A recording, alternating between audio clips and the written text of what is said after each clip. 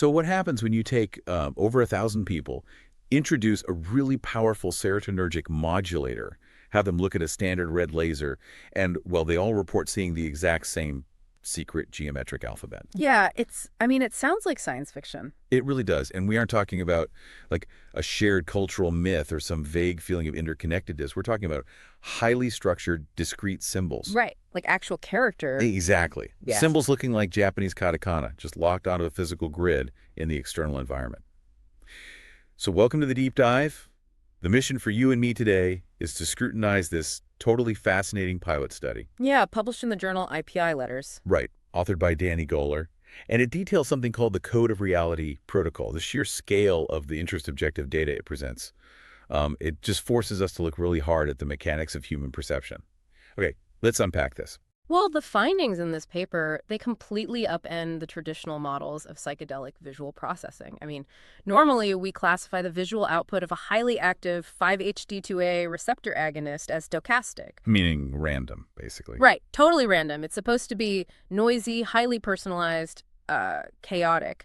But this protocol introduces a mechanical anchor.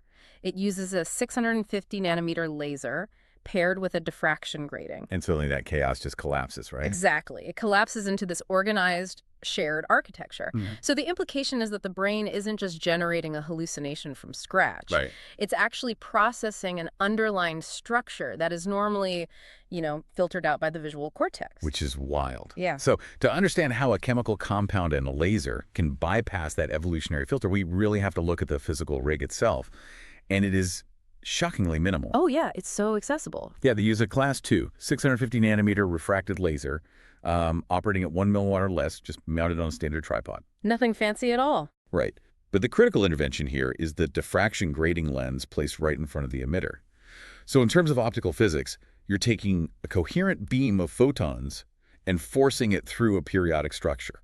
Which splits it. Exactly. Splits and diffracts the light into this massive matrix of individual phase-aligned beams. It's like taking a single concentrated beam of information and just, fanning it out into a structured grid. Essentially creating a blank, grid-like canvas for the brain's visual cortex. Yeah, exactly. And you're creating a highly organized, high-frequency spatial canvas because the human visual cortex relies heavily on spatial frequencies to detect edges and boundaries and shapes in the normal waking world. Right, to just navigate a room. Yeah. And by projecting this diffracted grid onto a non-reflective surface, and the protocol specifically mentions using like a flat closet door or concrete pole about 4 to 6 feet away, you strip away all that secondary visual noise. So it's just pure structure. Exactly.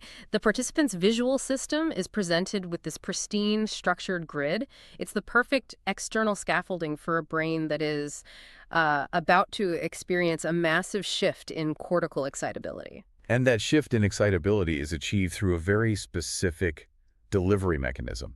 Because establishing the hardware is one thing, but introducing a powerful serotonergic modulator requires a really strict discussion on safety and methodology. Oh, absolutely. Safety first, always. And the text has some critical safety disclaimers. Right. Laser safety is paramount here. The participants never looked directly into the laser. Never. They only looked at the projection 4 to 6 feet away on those non-reflective surfaces. Which is super important to note. Yeah. And then there's the method of administration. They used a vape pen loaded with 1.0 gram of NN-DMT, powered by a 3.8 volt or 4.8 volt battery, which I have to say, as researchers, we usually see intravenous administration in clinical settings. Yeah, continuous IV infusions. Right, to maintain a stable blood plasma level. So why a vape pen? Seeing a vape pen in a formal methodology initially made me pretty skeptical. Well, this raises an important question, right? But the paper actually backs this up by citing a recent phase 1 clinical trial. Oh, really? Yeah. The trial showed that inhaled DMT is an incredibly efficient, non-invasive, and safe route. It doesn't even change safety blood biomarkers, and it avoids serious adverse events in healthy individuals. Okay, wow. So it's legit. Yeah, the pharmacokinetics of inhalation are uniquely suited for this very specific perceptual experiment because intravenous administration, while it's precise, it comes with immense medical overhead. And it can be kind of a blunt instrument, right? Exactly. It can push a subject way too deep into a dissociated state. But inhalation offers this incredibly rapid onset with a steep drop-off, allowing the participant to titrate their dose in real time.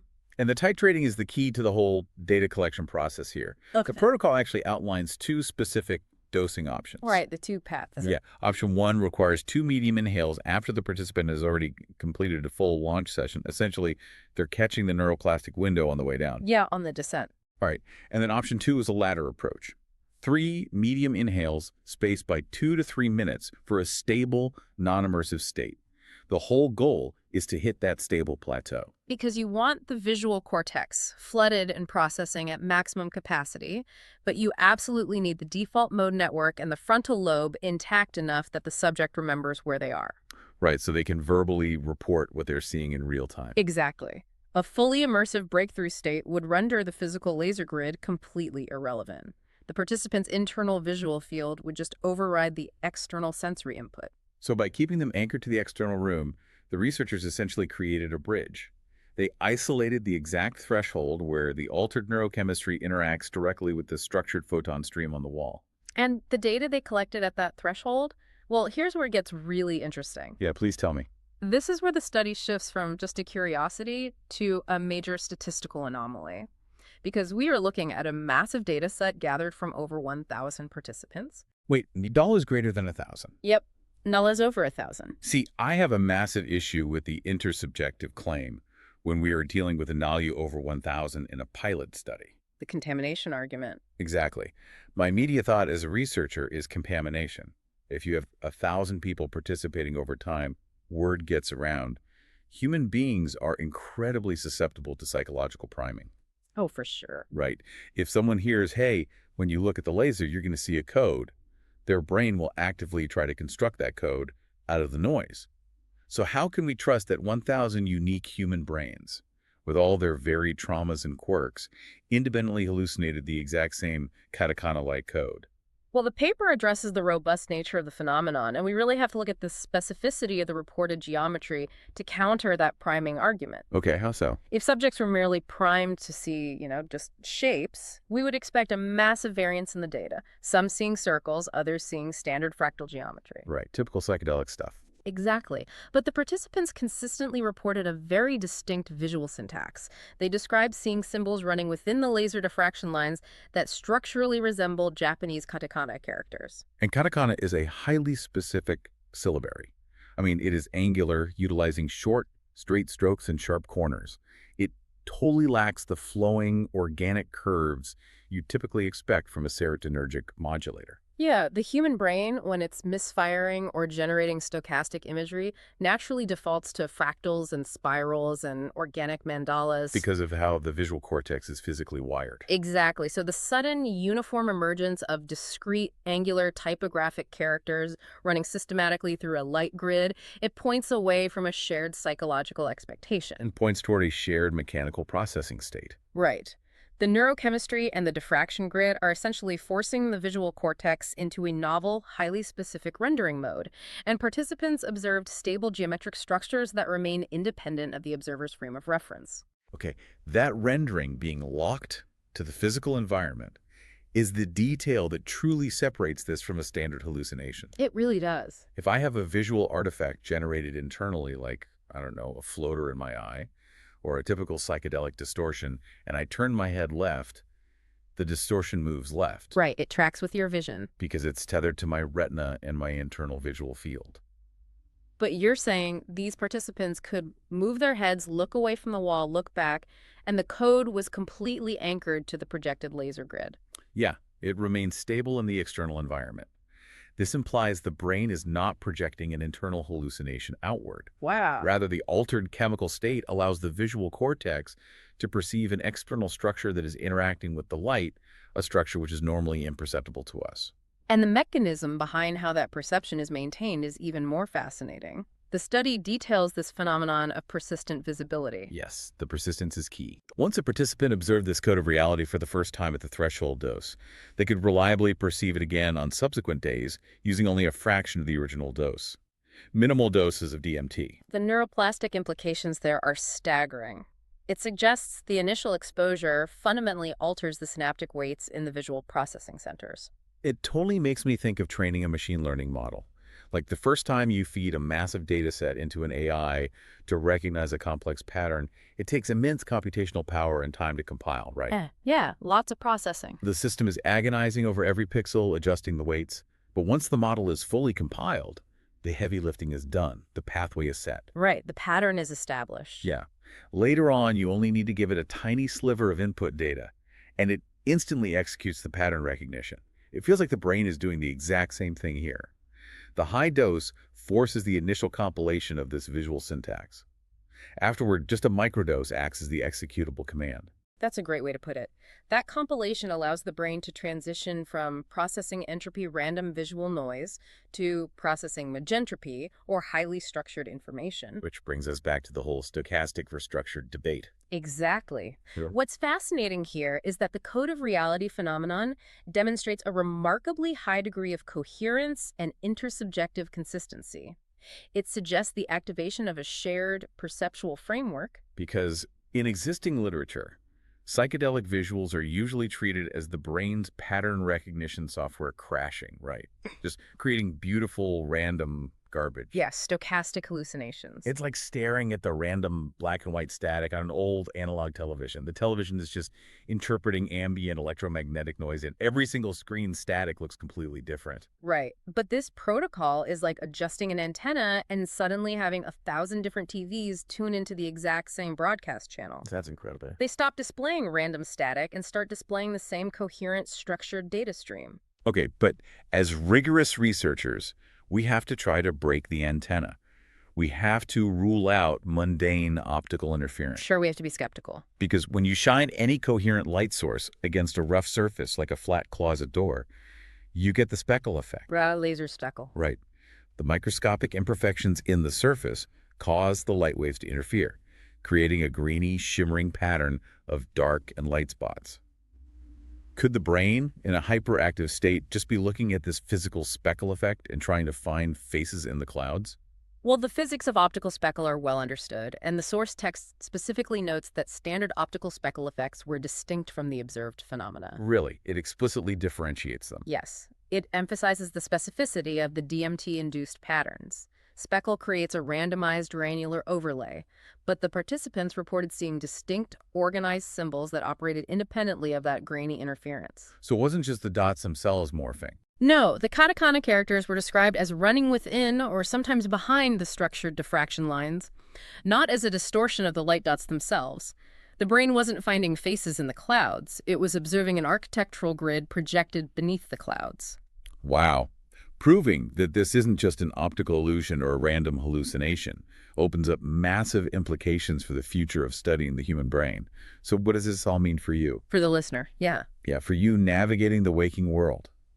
It forces us to confront the reality of the evolutionary filter. We move through our day, assuming our visual cortex is acting like a passive camera, just objectively recording the room around us. When in reality, the brain is a high-efficiency suppression engine. Exactly. It is actively filtering out an unfathomable amount of data, presenting you with a highly streamlined, heavily redacted user interface so you can, navigate a sidewalk without being paralyzed by sensory overload. And if perception can be predictably structured this way, it completely challenges our fundamental understanding of how the human brain constructs the reality we experience every single day. Because the protocol demonstrates that the suppression engine can be temporarily bypassed. Exactly. By introducing a physical anchor that operates at a specific spatial frequency and combining it with a compound that radically increases cortical excitability, we are peeking behind the user interface. We are seeing the raw code of the rendering engine, and the fact that over 1,000 people see the same code.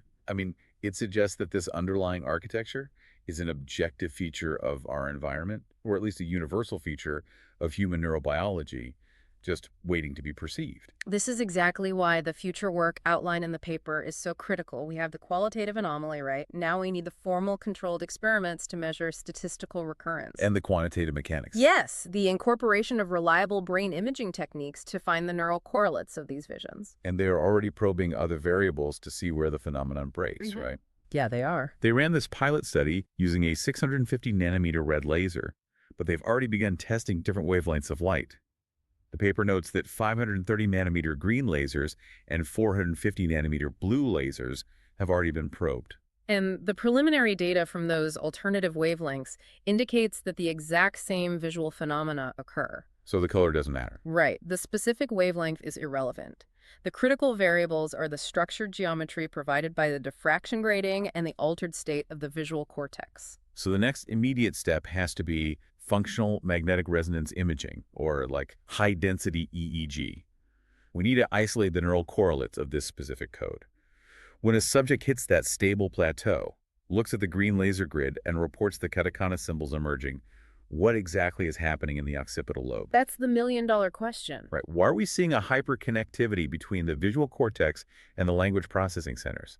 Is the default mode network completely dropping offline, allowing raw sensory data to bypass the frontal lobe's normal filtering mechanisms? Pinpointing those neural correlates transitions this entire field of study from subjective philosophy to objective neuroscience. Because if we connect this to the bigger picture, this isn't just about cataloging visual anomalies. No, not at all. It provides a tangible foundation for further research into altered states of consciousness, neuroscience, and even metaphysics. By proving intersubjective consistency through a reproducible mechanical setup, we can now study the architecture of perception with the same rigor we use to study, say, cellular biology. We have covered incredible ground today. We started with a simple, highly accessible setup, a low-power laser, a diffraction grating, and a vape pen. We explored how the specific methodology allowed over 1,000 individuals to reach a stable perceptual plateau, bypassing the chaos of typical stochastic hallucinations. And we analyzed the resulting data. Right, those intersubjectively consistent, frame-independent, Katakana-like structures that suggest a hidden, shared perceptual framework lying just beneath our waking consciousness. It's incredible. And I'll just leave the listener with this thought to mull over. If a simple physical tool, like a diffraction grating, combined with a temporary shift in our neurochemistry, can suddenly reveal a highly structured, shared code that was invisible a moment before. Yeah. Well, it makes you wonder what other hidden architectures of reality our waking brains are actively filtering out right now. That is deeply unsettling, but fascinating. And that leaves us with a wild parallel to consider on your own. If the human brain, when pushed into an altered state of high-frequency processing, naturally renders external visual data as a structured geometric code, what happens is we continue to train advanced artificial intelligence vision models on similar diffracted high-density data sets. Are silicon networks eventually going to hit a computational threshold where they start recognizing and reporting this exact same hidden architecture? Thank you so much for joining us on this deep dive. Keep questioning the structures of the world around you, and we'll catch you next time.